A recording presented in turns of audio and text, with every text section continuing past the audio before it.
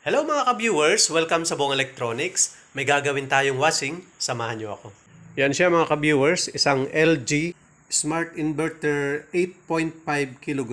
Ang problema niyan, ayaw mag-spin. Pero good yung kanyang wash, nagde-drain. Try natin gawin. Yan, ito na siya mga ka-viewers. Try muna natin i-testing. Lagyan muna natin siya ng tubig. Tapos i-drain natin. Tapos try natin i-spin kung gagana siya.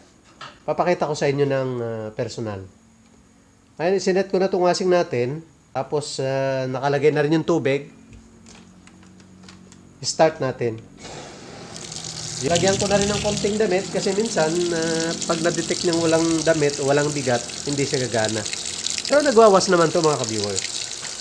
Gumagana yung wash. Normal yung drain. Tinry ko na ding tingnan yung kanyang door switch. Okay naman kasi kapag sa door switch ang problema niya, lumalabas yung DE. Ayan. Kaya hindi sa door switch ang naging problema nito. Antayin lang natin dumami para mamaya i-drain natin, antayin natin mag-spin. Yun, nag-washing na siya. Kung mapapansin nyo, normal naman yung washing. Ngayon, stop natin, tapos i-drain na natin. Itatry na natin yung spin. In-off natin, tapos on, spin. Yan, 14 minutes. Start.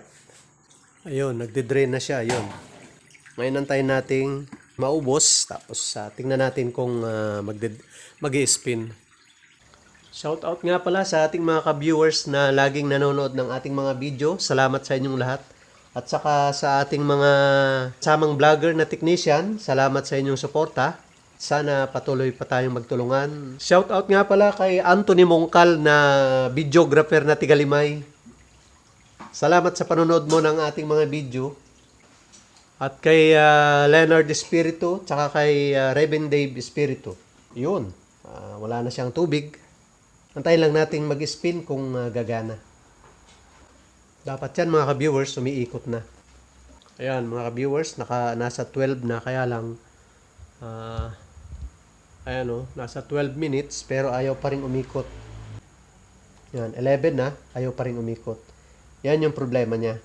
Ngayon ipapakita ko sa inyo yung naging problema nito. Bunutin muna natin. Yan.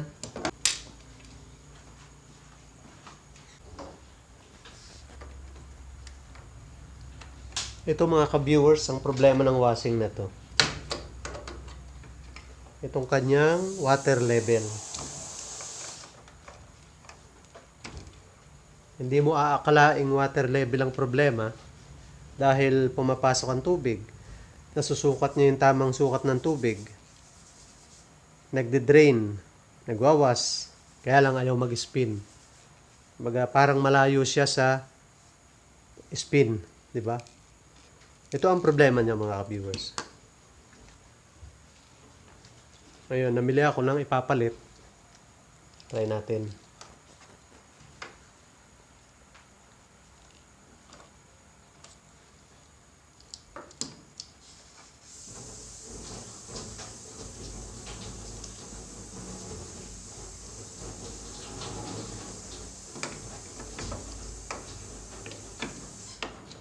Sinyer ko to sa inyo para kahit papano makatulong kasi medyo nahirapan akong mag-troubleshoot nito eh.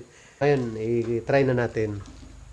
Kahit hindi na natin lagyan ng tubig, spin na natin direct. Saksak natin. Tapos, set na natin sa spin. Ng tubig na lumalabas kasi lumabas na kanina. Ubos na yung tubig niya. Tayo na lang nating umikot. Yun mga ka-viewers, so